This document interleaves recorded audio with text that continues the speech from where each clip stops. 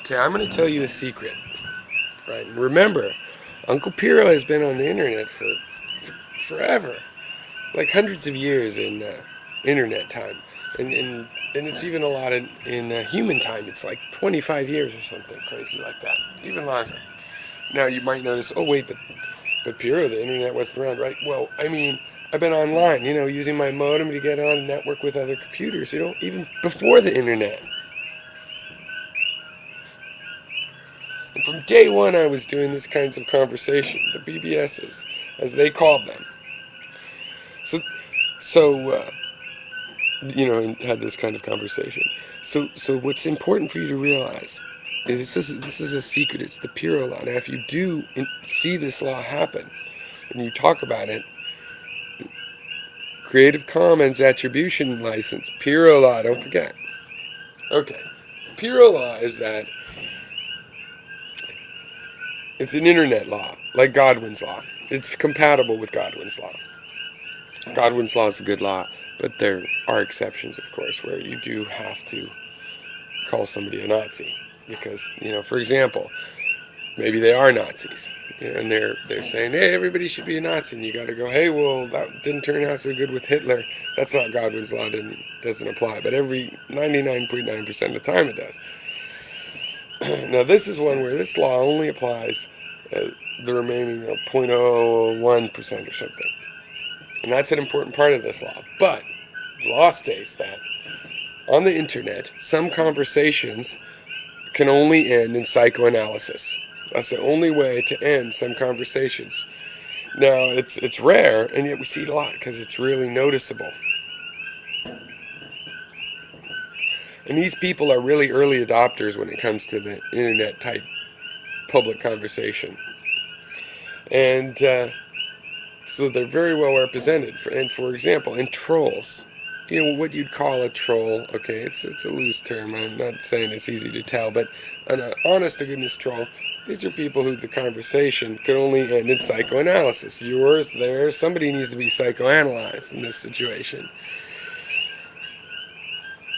And it basically is the end of a conversation to do it, but it can, psychoanalysis can take years, so, it's not necessarily a literal end. But the other parts of the conversation end. Of course, if the psychoanalyst is successful, then the conversation can start anew. That's great. Talk about rare. But anyway, that's the Piero law, right? Some conversations on the internet can only end in psychoanalysis. Is because that really is the explanation for the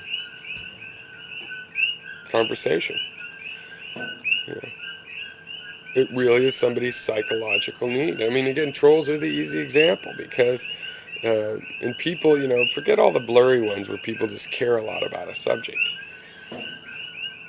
But when people are trolling, it's a psychological explanation. It's not that they care about that subject. There might be some incidental detail that involves they care about that subject in some sense because that's why they chose that instead of some other subject. But it's more likely they chose that subject because they understand how to troll it. It's not that easy to just be like a really creative troll that can troll any subject at all. You know,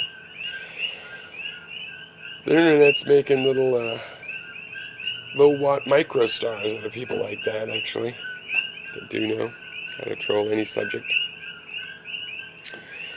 But there you have it. It's a little secret, and don't abuse the knowledge. It's like Godwin's law when you think about it, right? I mean, usually if you misuse it, you just ended the conversation.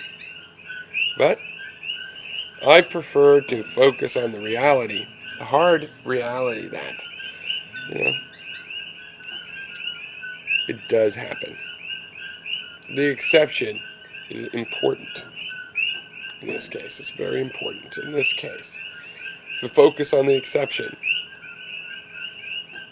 Be prepared to psychoanalyze, but be hesitant to share your psychoanalysis. Oh no, now everybody thinks I've psychoanalyzed them. Well, I have, so. I know I'm probably wrong in the cases of people that don't have serious issues on display online, but for those of you that have serious issues on display online, hey, shit means shit. That would be Piro's other law, but another video for that.